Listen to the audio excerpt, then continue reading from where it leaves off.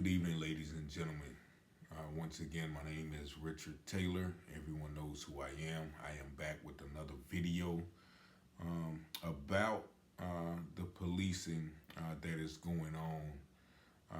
As everyone knows, I'm the author of Blue Lights in My Review that details the history of the police brutality against black people in America, all the way back from slavery to the killings we see today.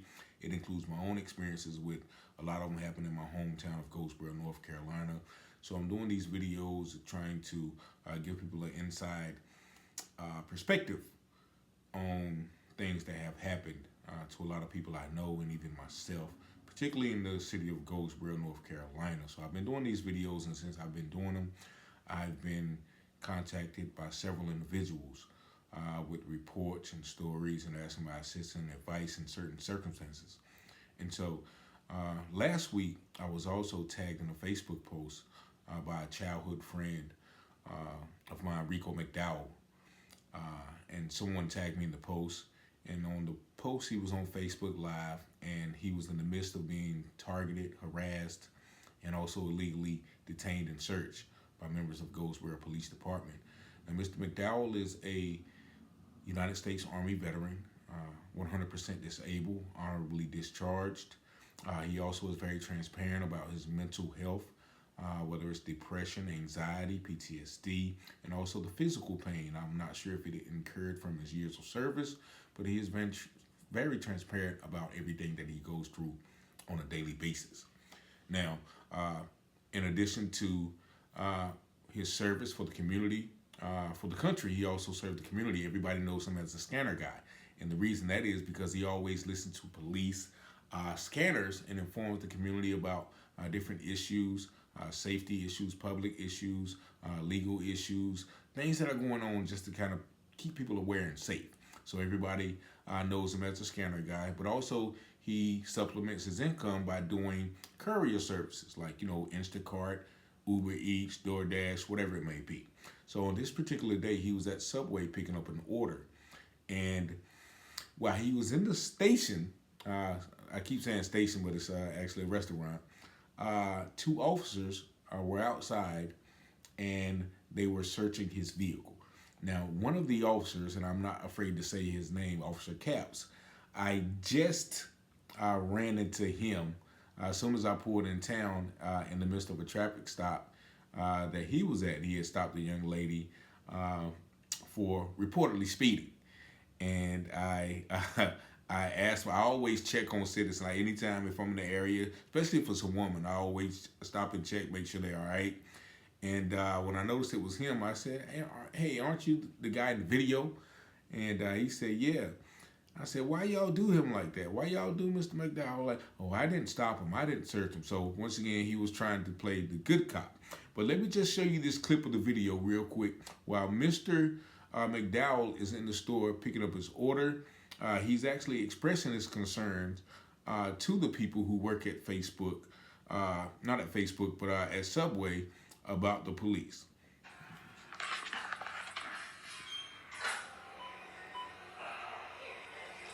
You got it? I just heard him on the scanner, y'all. And I'm in the store, so how is he out with me? So he's gonna make up some shit. So what it was, he has a scanner on him, and he can hear the police saying that they're calling dispatch, telling dispatch that he's going to be. Sit right here for a while because I don't want to go out there. He's gonna try something.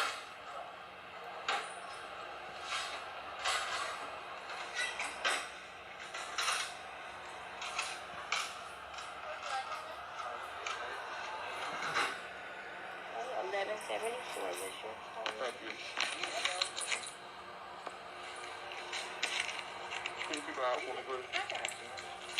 And call dispatch 911 if you try something with me. And you see his concerns. Every person sometimes has concerns. Now watch this. As he goes outside, they're already in the midst of searching his car. Can I be with something? Why are you in my vehicle? I didn't give you permission to search anything. You ran the dog in the cage. There's nothing in my car. Why am I? Hold on. Am I being detained? There's marijuana residue right here. There's no marijuana residue in my vehicle, sir. I don't smoke marijuana, no, sir. No, sir. No, sir. No, sir. All right, see, I told y'all they were going to do this. Here we go. Here we go, y'all. I'm live on Facebook. I'm looking free to go on no Detain. Well, is there a dog hit on your car? There's marijuana in your car tonight. Okay, they said I got marijuana, y'all. All right. So I'm going to stop it right there. But you see him walk out of the store and the police are already in his vehicle searching. The first problem with that is they justify it by saying, okay, the dog hit on your car. Now, two things about that is Mr. McDowell was in the store. So he has no idea of if the dog did a flip, if the dog did the Hollywood shuffle, did he huff and puff? Did he do anything to indicate whatever they do that marijuana was in the vehicle? Because Mr. McDowell didn't see the dog, and Mr. McDowell has no way of knowing what the dog's training was. Now, also, why are you running the dog around this man's vehicle? Now, when I talked to Officer Capps a while ago, he said the reason, that they approached the vehicle was because Mr. McDowell almost hit the K9 vehicle when he pulled up to the subway. Okay, now that once again, that does not warrant a drug search of the vehicle. And thirdly, they said they found marijuana in the car. Now, the other officer said, first he said it was marijuana, then he said it was residue. And then, he just left. And, he said, okay, you're free to go. After tearing the man's car apart, he says, okay, you're free to go. After he said he found marijuana, but also residue. Now, the video is about 45 minutes long. So Mr. McDowell stayed and talked to Officer Capps. Now, to Officer Capps' credit, he did stay and talk to Mr. McDowell. And actually, the two went back and looked in the vehicle and noticed that the quote-unquote marijuana or residue that the one officer stated was merely grass. Mr. McDowell picked up the substance and, the officer saw that it was grass. So that part of the video just shows the Gestapo tactics that the police can say and do anything to justify if they want to harass you, if they want to break your civil and, your constitutional rights. They can easily say, okay, well, the dog hit on your car. Not necessarily meaning that the dog hit on the car.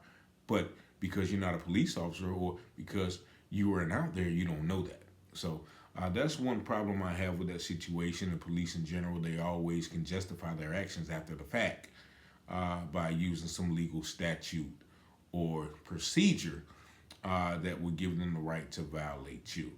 Now, the biggest problem I have with that is this next part of the conversation where once again, Mr. McDowell is talking to Officer Capps. And once again, the video is about 45 minutes long. If you want to see the whole video, go to Rico McDowell's page from about 4 or 5 days ago.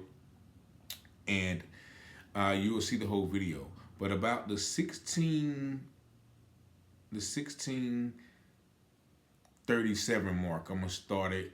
And you'll see them talking. Talking about he would be out with me when I'm inside the restaurant. So how is that possible? But that was right after I got here. No. There was no traffic stop though. You don't have to have a traffic stop. What do you have to have? Here's the thing. That's what he saw. He called it out. He said that whenever you were walking in, he said, "Hey, boss man, come over." And I spoke. But he asked you to come over. For what? Well, between the driving and stuff like that, he's just trying to talk to you about it. What do we have to talk about? If he was going to initiate a traffic stop, he should have hit the fucking lights. Well, he was probably coming over here to eat, honestly. I don't care what he was trying to do. But then whenever he's here, he said he was running the dog around the car. For what? For what? He doesn't have to have a reason. See, he said then whenever he's here, he said he was running the dog around the car, and Mr. McDowell says, for what?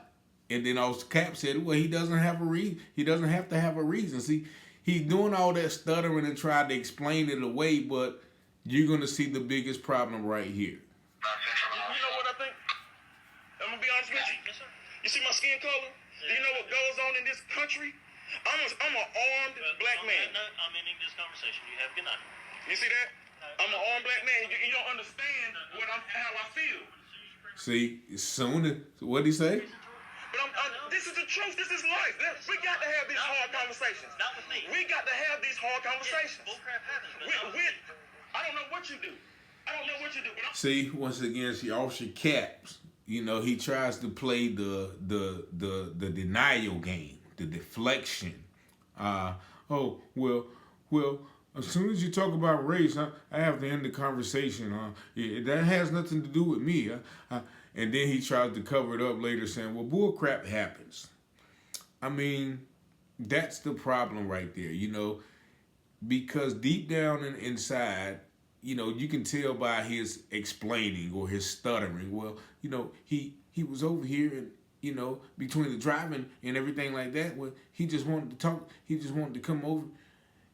Well, and then he called it out and he saw it. And he said, I was running the dog around the car. And Mr. McDowell said, for what? He doesn't have to have a reason. So that just is a big part of the problem when, you know, you have officers who can say, okay, they don't have to have a reason to run the dog around your car, or they don't have to have a reason to harass you. But most of all, as soon as Mr. McDowell brought up race and policing, Officer Caps didn't want to talk about it. Like that doesn't exist.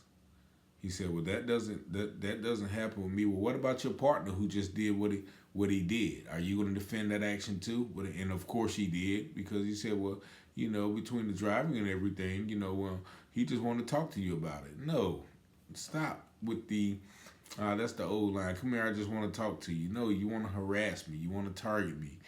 And this video, once again, is just an example of you know, the tactics that are used, and these events go on more than, you know, people know. Fortunately, in the days of cameras, Mr. McDowell was able to record his instance.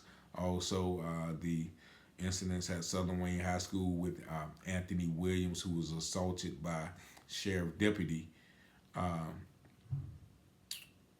Albert Wood at a high school basketball game. Those were caught on camera. So we have that evidence. Unlike, you know, back in my day, 1996, when I experienced my first horrendous situation with police. So, and Mr. McDowell has subsequently went down and formed a formal complaint downtown with the police department. But you know, as I always tell people, you can't expect the police to police themselves. So it's almost like, you know, we kind of beating a dead horse there. So we definitely need some outside engagement to, you know, kind of counter these things that have been going on for a long time. But fortunately, in these two instances, we have people with the wisdom, knowledge, and resources to, you know, not let the perpetrators get away with it, hopefully. But I'm going to be doing some more videos. Like I said, it's a lot of stuff going on right now. I don't even have time to get to what I want to talk about. You know, certain issues that, you know, I know deeply, you know, ingrained in me, in my book, and, you know, certain injustices that I've seen. But so we got a lot going on right now. So hopefully y'all can share this video and share the other videos, because, you know, it's time for a change. People are, you know, kind of tired of these things, fed up, or have been already fed up, and now, you know, everybody wants to be, you know, treated equally, treated with dignity, treated with respect, you know, treated as human beings with human decency, and not just on, you know, one side of the board, but on, you know, both sides of the board. So, you know, I just want to once again advise all of my, you know, white officers and black officers, you know, don't be afraid to have the conversation, because we know there is an inequity and inequality in policing when it comes to race. So what after Officer Caps just showed me, that, you know, once again, there's a wall set up where we want to turn a blind eye. We want to, you know, ignore the elephant in the room.